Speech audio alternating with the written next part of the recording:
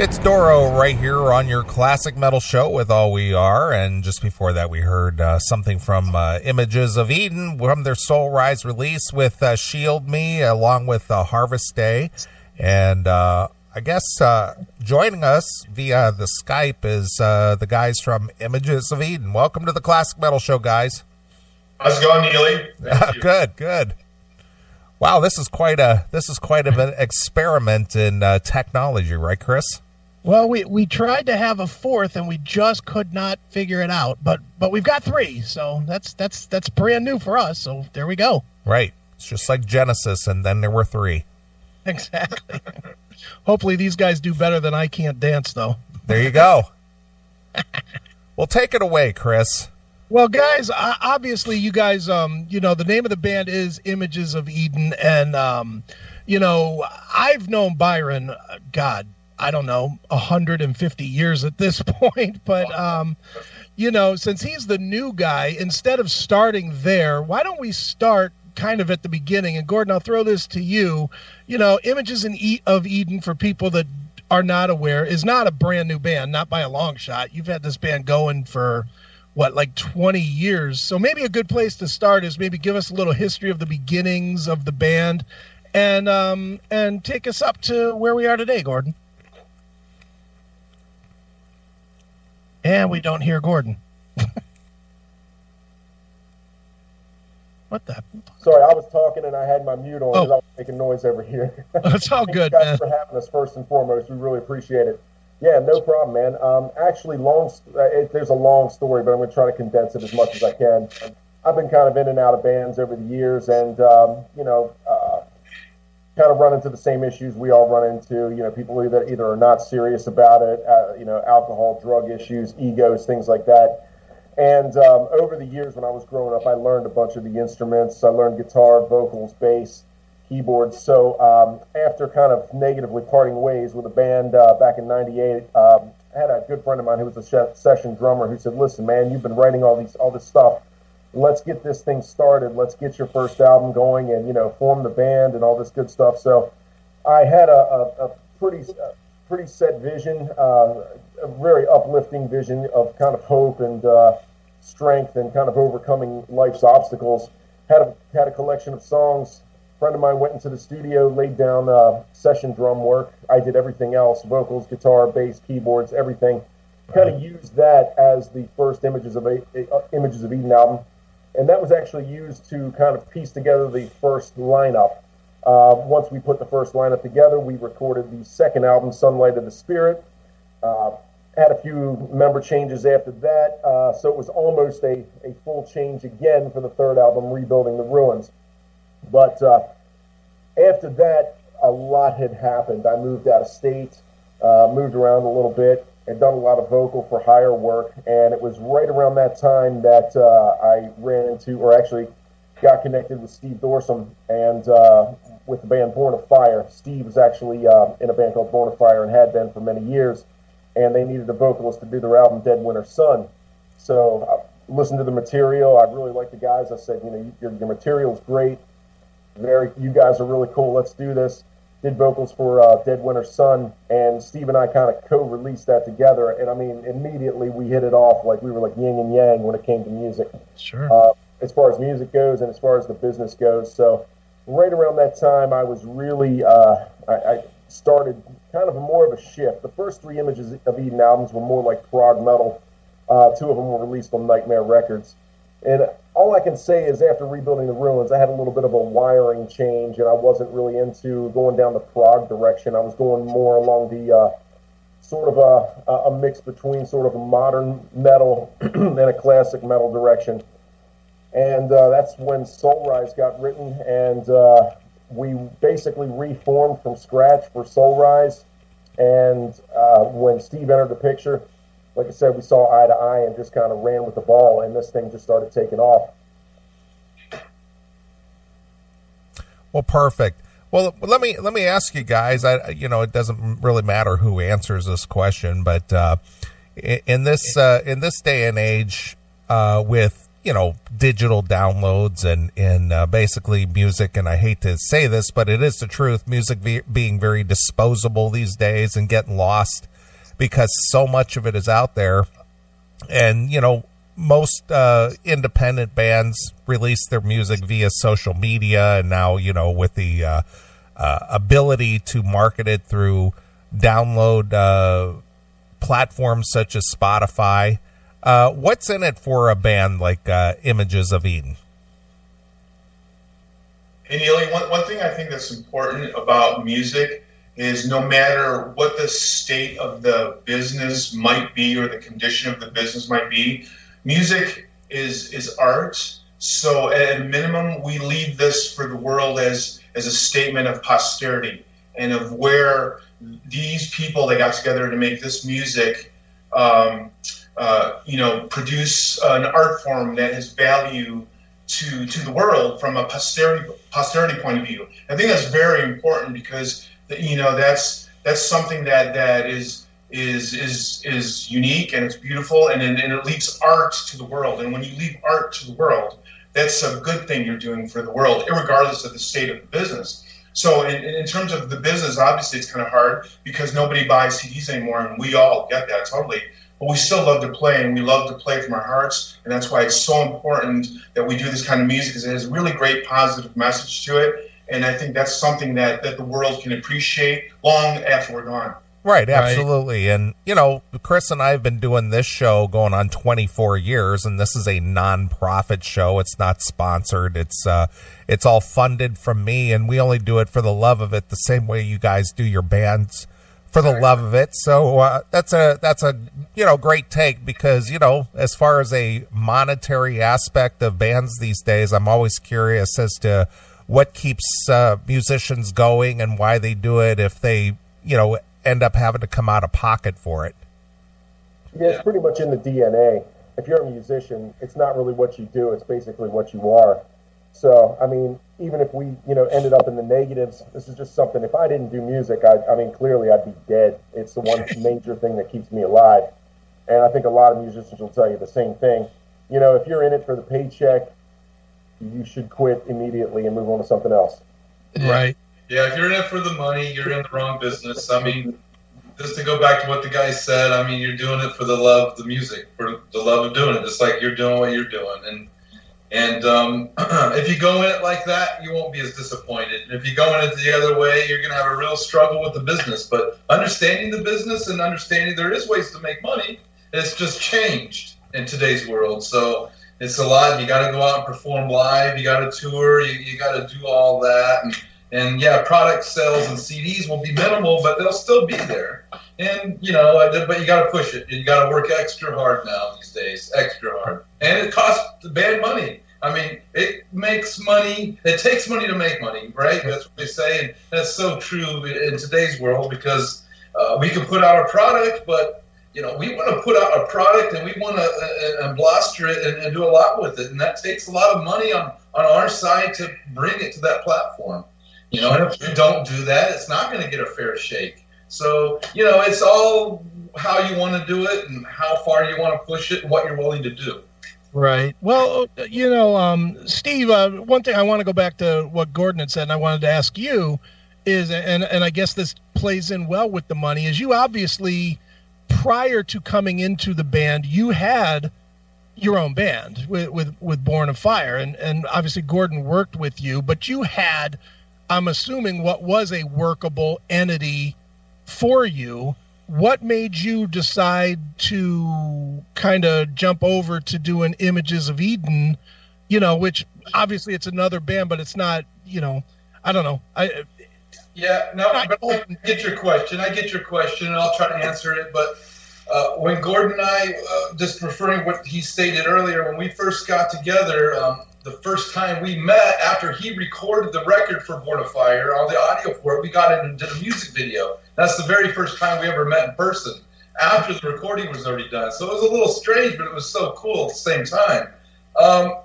We talked about he had Images of Eden kind of going on and he did this to help us out too. And I really wanted to give Born of Fire a really fair a fair shake, a fair try. That we just put our record out. I wanted to see what we could do with it, see if there were some touring opportunities that may come up that I would really want to pursue, because I really put a lot of work into it. And he definitely understood it. So we really ran the course with Born of Fire, to be honest with you, and tried to do some things with it. And we were on a European label, and there wasn't a whole lot of push, and we didn't have a whole lot of money to do any more than we already have done for that. And to make a long story short, it somewhat dissolved a little bit, I'm sorry to say, in a way. And I started looking at Gordon's, I don't want to say project, but band, Images of Eden. And once I really started listening to everything, it really started soaking it in. It hit me and it grabbed me. And it was like, whoa, okay, I get this, and I'm really on board with it. And the more I started working with it, the more I opened myself up to it. I was really, really, really locked in and on board, and really wanting to go. Really, as older musicians as we are, I really wanted to give this one heck of a last try, so to speak. You know what I mean? Definitely, man. And Byron, I got to ask you, and it's funny because you and I do chat fairly regularly online and whatnot, but you were like a year and a half ago, you were in another band that was ready to go. And it was completely there. You and I were talking about having you on the show, and you were going to send me music, and then you were in this band. And it was like, whoa, something changed here, know. So maybe, how did you end up here when you were really right on the cusp of putting out something else? Well, as you can remember from all the posts that I was doing on Facebook and the posts the band was doing on Facebook, we were playing a lot of shows. Right. Obviously, I'm referring to Rogue Society. And the band was great. We had a great live show. A lot of people were coming to the shows. We were playing a super popular club here called BLK that does really well, and we were doing really, really well at it. And we were writing an album. We started recording the album, and it got to the point where we did all that for about the span of about a year and a half, and then it all came to stop. And the reasons why it all came to stop, I just don't want to get into, publicly, but it was it's nothing bad, but it just had to stop. Bands sometimes stop because they stop.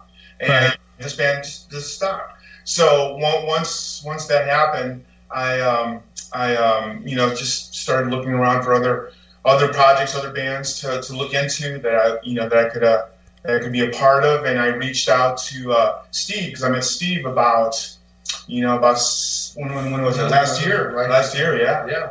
Last year, I asked him for actually I reached out to him from a video perspective, because he does video, and then we stayed connected, and then I stayed in touch with Steve, and then I went to go see Images of Eden the first time they played here in Phoenix, and I kept watching the band, and I was loving the band, loving everything I was doing. I became friends with Gordon, and then I let these guys know that I'm open and available for anything that might come up if you know anybody that needs somebody. And then they approached me and said, well, we'd like to chat with you about playing guitar for us, because our other guitar player, Carlos, may not be able to make a couple shows. And that's where it started. And that's how we got connected. Mm-hmm. Well, perfect. Story.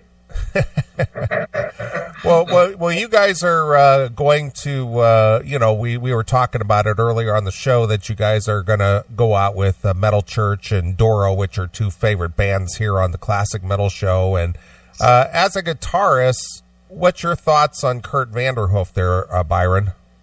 Love it. I love the new material. I've been listening to it. It's great. I love the Ohm song. Do you like that song? It's kind of cool. Chris hates that song, actually. Neely likes it. I can't stand it. Just when he starts with that, just sing a fucking word.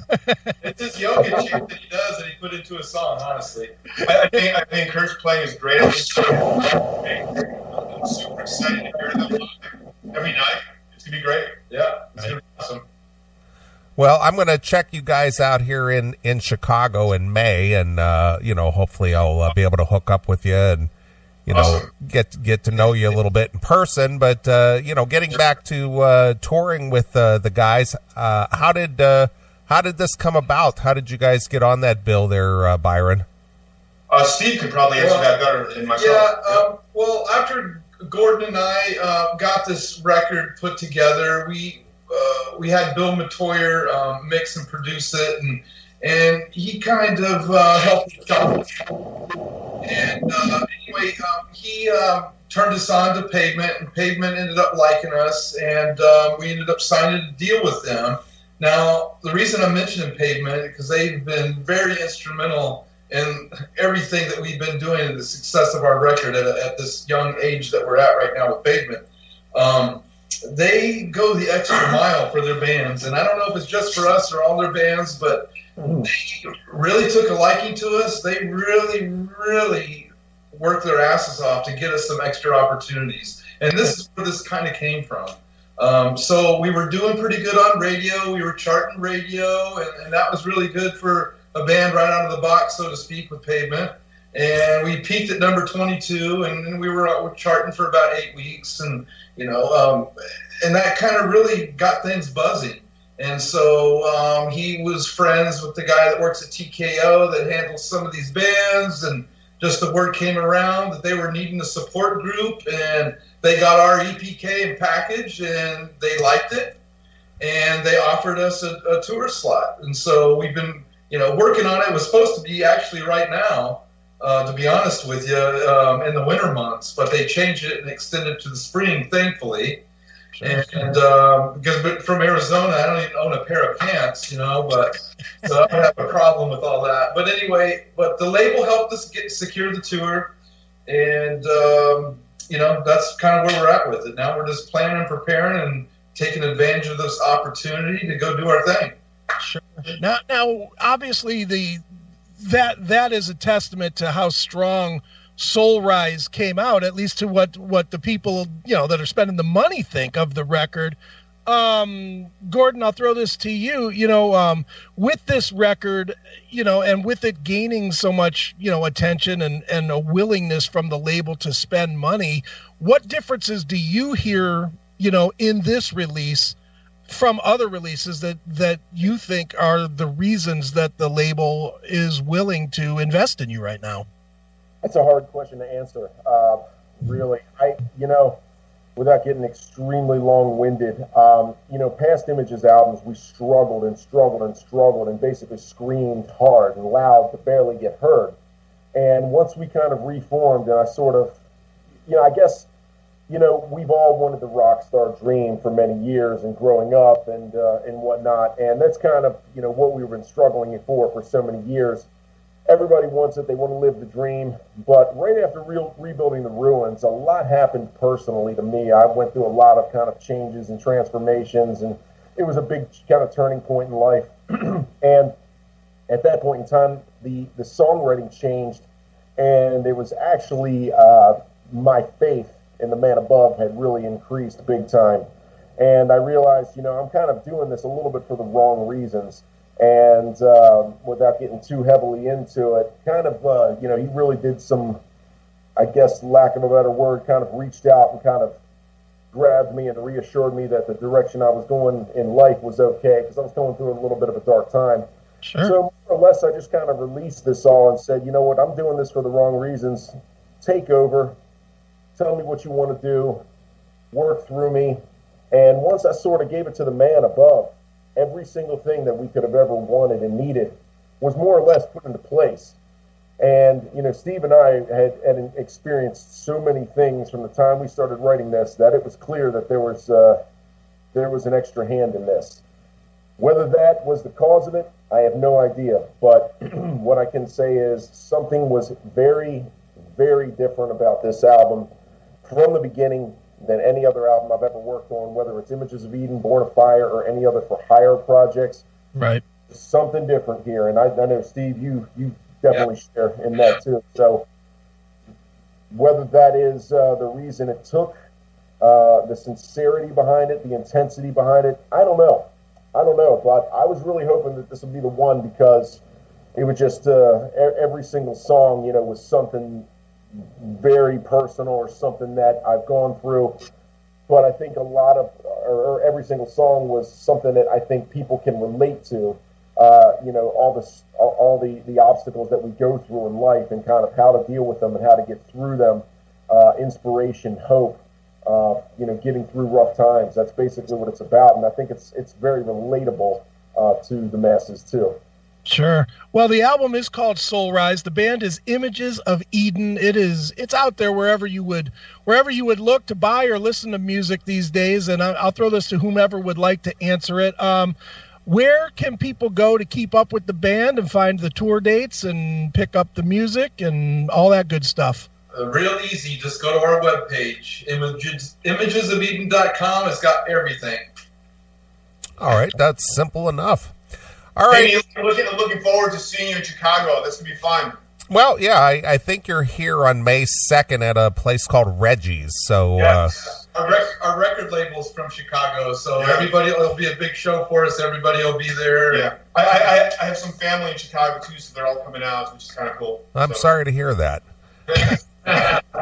So, all right, well, guys, it's been great having you here on the Classic Metal Show, and looking forward to seeing you here in a couple of months, and good luck with the new release and the tour, and, hopefully you'll get some pop from that because you are in good company out there, and, you just got promoted by the biggest, baddest show in the world right here on the Classic Metal Show, so. Awesome. Thank you so much. Thanks for having us, guys. Thank you so much. All right, guys, well, we always let the artist pick a closing track from their latest release to take us out of the interview, and we've already played Harvest Day as well as Shield Me, so what should we play, and maybe tell us a story about it? Yep, how about the song Let Me Die Young? Okay. This song, as far as the story about it, I really don't even know where to start, but I think if you follow the lyrics, it should kind of explain itself. But yeah, this is definitely one that we're very proud of. All right, perfect.